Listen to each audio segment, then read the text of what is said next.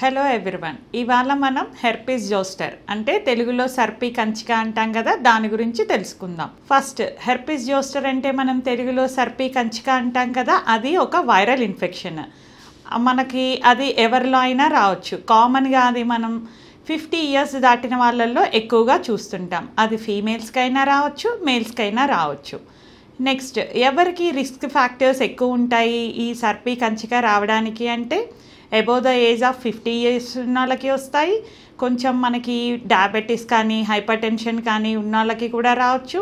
ఇంకా కొంచెం week immunity system అంటే ఇఫ్ ద పేషెంట్స్ కొంతమంది కొన్ని ఇమ్యూనోసప్రెసెంట్స్ మెడికేషన్స్ వాడుకుంటుంటారు, కొంతమంది క్యాన్సర్ థెరపీస్ తీసుకుంటుంటారు. అలాంటి వాళ్ళల్లో కూడా రిస్క్ ఎక్కువగా ఉంటుంది.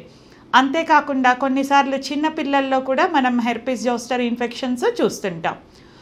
నెక్స్ట్, దానికి సిమ్టమ్స్ సైన్స్ ఎలాగుంటాయి. ఫస్ట్, ఈ ర్యాష్ వచ్చే ముందు అప్రాక్సిమేట్లీ ఒక 2 నుంచి 3 రోజుల ముందు నుంచి వాళ్ళకి పర్టికులర్గా ఒక బాడీ పార్ట్లో విపరీతంగా నొప్పి రావడం కానీ, లేదు అంటే లాగినట్టు అనిపించడం కానీ, కొంచెం నంబర్నెస్ ఆర్ టింగ్లింగ్ అంటే మనకి తిమ్మిరి పట్టినట్టు కానీ అనిపిస్తూ ఉంటుంది.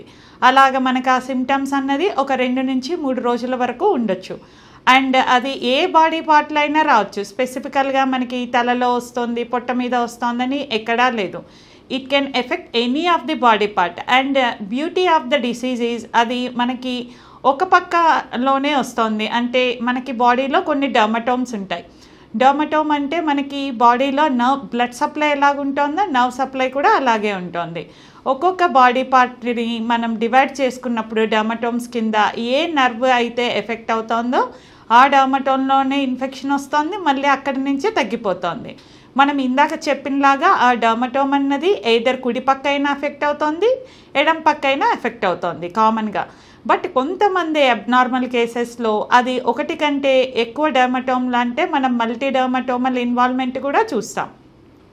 మనకి ఈ ర్యాష్ స్టేజ్కి వచ్చేసరికి సెకండ్ స్టేజ్లో ర్యాష్ వస్తుంది. ర్యాష్ అంటే ఫస్ట్ మనకి కొంచెం గ్రూప్డ్ లీజన్స్ లాగా కొంచెం చిన్న నీటి పొక్కుల్లాగా వస్తాయి. అప్పుడు మీరు వెంటనే మీ డాక్టర్ దగ్గరికి వస్తే డాక్టర్ మీకు డయాగ్నోసిస్ అన్నది పెడతారు. అండ్ మనకి వచ్చిన ర్యాష్ ఒక వారం నుంచి 10 రోజుల వరకు ఉంటుంది. ఫస్ట్ ర్యాష్ అన్నది చిన్నగా గ్రూప్స్ లీజన్స్ లాగా స్టార్ట్ అయ్యి కొంచెం పెద్దగా వరకు అవ్వచ్చు. అండ్ ఆ ర్యాష్ మనకి పెరిగిన కొద్దీ కొంచెం దురదలాగా అనిపించవచ్చు, కొంతమందికి పెయిన్ అనిపించవచ్చు, కొంతమందికి బాగా టింగ్లింగ్ సెన్సేషన్ లాగా కూడా అనిపించవచ్చు. మీరు మీ డాక్టర్ దగ్గరికి వస్తూనే వాళ్ళు వెంటనే మెడిసిన్స్ మొదలు పెడతారు.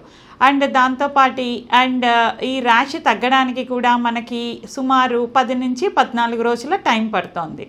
ఈ ర్యాష్ తగ్గిన తర్వాత కూడా పోస్ట్ హెర్పెటిక్ న్యూరాలజియా అంటాం. అంటే మనకి స్కిన్ మీద ర్యాష్ తగ్గిపోయినా ఎక్కడైతే మనకి ర్యాష్ వచ్చి తగ్గిందో ఆ ఏరియాలో కొంచెం మనకి ఏదన్నా క్లాట్ టచ్ అయినప్పుడు అనీజీనెస్ కానీ, లేదు అంటే లోపల నుంచి సూదులతో పిన్నులతో పొడిచినట్టు ఉండడం కానీ, లేదు అంటే నైట్ టైం పడుకున్నప్పుడు షూటింగ్ పెయిన్ లాగా కూడా ఉంటుంది. దీన్ని మనం పోస్ట్ హెర్పెటిక్ న్యూరాలజియా అంటాం. Next, treatment part. దీనికి ట్రీట్మెంట్ ఎలాగ తీసుకోవాలి? ఇది మనకి వైరల్ ఇన్ఫెక్షన్స్ కాబట్టి యాంటీవైరల్స్ పెడతాం. మనం యాంటీవైరల్స్ పెట్టడానికి కూడా బెస్ట్ టైం అంటే ఫస్ట్ మనకి ర్యాష్ స్టార్ట్ అయినప్పటి నుంచి 48 to 72 అవర్స్ అంటే ఫస్ట్ 2 నుంచి 3 రోజుల్లో మనం ఈ యాంటీవైరల్స్ కనుక డాక్టర్ని సంప్రదించి తీసుకోగలిగితే మంచి అవుట్కమ్స్ మనం చూస్తాం. అంటే ఇందాక నేను చెప్పినలాగా ఈ పోస్ట్ హెర్పెటిక్ న్యూరాలజియా అన్నది చాలా తక్కువ వస్తుంది. బట్ కొన్ని ఎక్సెప్షన్స్ అంటే మనకి డయాబెటిక్ పీపుల్లో కానీ, ఇమ్యూనో కాంప్రమైజ్డ్ ఉన్న వాళ్ళకి కానీ, లేదు అంటే మల్టీ డర్మటోమల్ ఇన్వాల్వ్మెంట్ ఉన్నప్పుడు ఈ 48 to 72 అవర్స్ దాటిపోయినా సరే మనం యాంటీవైరల్ డ్రగ్స్ ఇస్తాము. యాంటీవైరల్ డ్రగ్స్లో కూడా మనకి ఎసైక్లోవిర్, వాల్సైక్లోవిర్, ఫ్యామ్సైక్లోవిర్ ఉంటాయి. ఈ 3 రకాల మందులలో మీరు ఏది వాడాలి అన్నది మీ డాక్టర్ని అడ్వైస్ తీసుకొని స్టార్ట్ చేయాల్సి వస్తుంది. ఆ యాంటీవైరల్ డ్రగ్స్ కూడా మనం వారం నుంచి 10 రోజుల వరకు పెట్టుకుంటాము. నెక్స్ట్, మనకి ఇప్పుడు ఇచ్చింగ్ లాగా అనిపించినప్పుడు మనకి ఇచ్చింగ్ కోసం కూడా కొన్ని యాంటీహిస్టమిన్స్ పెడతాం, కొన్ని లోషన్స్ కూడా అంటే టాపికల్గా అప్లై చేసే లోషన్స్ కూడా పెట్టుకుంటాము. ఇప్పుడు మనం నెక్స్ట్ పోస్ట్ హెర్పెటిక్ న్యూరాలజియా అనుకున్నాం కదా. పోస్ట్ హెర్పెటిక్ న్యూరాలజియా అన్నది మనకి స్కిన్ లీజన్స్ అన్ని హీల్ అయిపోయిన తర్వాత ఒక 1 or 2 వీక్స్కి స్టార్ట్ అయిపోయి కొంతమందికి 3 months వరకు ఉండొచ్చు, ఇంకొంతమందికి 6 months వరకు కూడా ఉండొచ్చు. అలాంటి టైంలో కొన్ని మెడికేషన్స్ అంటే మనం రెగ్యులర్గా వాడే పెయిన్ కిల్లర్స్ అంటే ఎసైక్లోఫెనాక్, డైక్లోఫెనాక్ అలాంటివి పని చేయవు. అలాంటి టైంలో మనం ప్రీగాబాలిన్ కానీ గాబాపెంటిన్ కానీ అలాంటి మందులు మీ డాక్టర్ గారిని సంప్రదిస్తే వాళ్ళు మీకు మొదలు పెడతారు. అండ్ దాంతోపాటు కొంచెం ఐస్ ప్యాక్స్ లాంటివి, కొన్ని క్రీమ్స్ ఉంటాయి మనకి. లిగ్నోకైన్ అంటే టాపికల్గా పనిచేసే అనెస్థీషియా క్రీమ్స్ కానీ, క్యాప్ససిన్ క్రీమ్స్ కానీ అప్లై చేసుకుంటే మీకు లోకల్గా కూడా రిలీఫ్ వస్తుంది.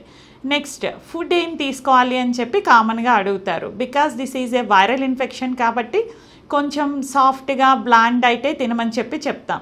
కొంచెం అంటే మనకి హై స్పైసీ ఫుడ్స్ అన్నీ కూడా అవాయిడ్ చేయమని చెప్పి చెప్తాం. నెక్స్ట్, ఇంకొక క్వశ్చన్ అడుగుతారు కదా, కంటేజియస్సా అని చెప్పి. డెఫినెట్గా హెర్పిస్ జోస్టర్ మనకి చికెన్ పాక్స్ లాగా ఎయిర్ బార్న్ ఇన్ఫెక్షన్ అయితే కాదు. బట్ మనకి ఇందులో వచ్చిన చిన్న చిన్న వాటర్ బబుల్స్ లాగా వస్తాయి అన్నాం కదా, ఆ వాటర్ బబుల్స్లో ఉన్న ఫ్లూయిడ్ని మనం డైరెక్ట్గా టచ్ చేస్తే ఇన్ఫెక్ట్ అయ్యే అవకాశం ఉంటుంది. సో మనం ఈ వాటర్ బబుల్స్ని పిన్ పెట్టి లేదు అంటే చితక కొట్టడం అలాంటి పనులు చేయకుండా దానికి మంచిగా లోషన్ పెట్టుకొని ప్రొటెక్ట్ చేసుకోవాలి. ఈ హెర్పిస్ జోస్టర్ని ప్రివెంట్ చేయడానికి ఇప్పుడు మనకి రీసెంట్గా కొన్ని వ్యాక్సిన్స్ కూడా వచ్చాయండి. వ్యాక్సిన్స్ యూజువల్గా మనం అబోవ్ 50 ఇయర్స్ ఉన్న ఏజ్ గ్రూప్ వాళ్ళకి ప్రిఫర్ చేస్తున్నాం. అండ్ ఇంకొంతమందికి రిస్క్ ఫ్యాక్టర్స్ అంటే ఏదన్నా immuno compromised medications, for example ఇప్పుడు రుమటాయిడ్ ఆర్థరైటిస్ కోసం కానీ, హెచ్ఎల్ఈ కోసం కానీ, స్క్లీరోడర్మా కానీ, సమ్ క్యాన్సర్స్ కోసం కానీ మెడికేషన్స్ తీసుకునే వాళ్ళకి కూడా ఈ కొంచెం మనం వ్యాక్సిన్స్ అన్నది ఇచ్చాము అంటే ఈ హెర్పిస్ జోస్టర్ రాకుండా ఆపొచ్చు. హెర్పిస్ జోస్టర్తో పాటు పోస్ట్ హెర్పెటిక్ న్యూరాలజియా అని నేను ఇందాక చెప్పాను కదా, దాని రిస్క్ కూడా చాలా తగ్గించుకోవచ్చు. ఈ వ్యాక్సిన్ అన్నది అందరూ డర్మటాలజిస్టుల దగ్గర అండ్ హాస్పిటల్స్లో కూడా దొరుకుతుందండి. యూజువల్గా 2 డోసెస్ ఇస్తాం. ఒకటి 0 డోస్లో ఇస్తాము, అంటే ఇమీడియట్గా ఇస్తాము. ఇంకొకటి 2 to 6 months గ్యాప్లో ఇంకొక డోస్ కూడా ఇస్తాము. ఈ వ్యాక్సిన్ ఎవరైనా తీసుకోవచ్చు. బట్ ఎవరికన్నా యాక్టివ్ హెర్పిస్ జోస్టర్ ఇన్ఫెక్షన్ ఉన్నప్పుడు అయితే మాత్రం మనం దీన్ని ఇవ్వడానికి కాదు. నేను చెప్పినలాగా హెర్పిస్ జోస్టర్ ఉందని ఎవరికన్నా మీకు అనిపిస్తే వెంటనే మీ డాక్టర్ని సంప్రదించి జాగ్రత్తలు తీసుకుంటే మనం దీన్ని కూడా ప్రివెంట్ చేసుకోవచ్చు. Thank you.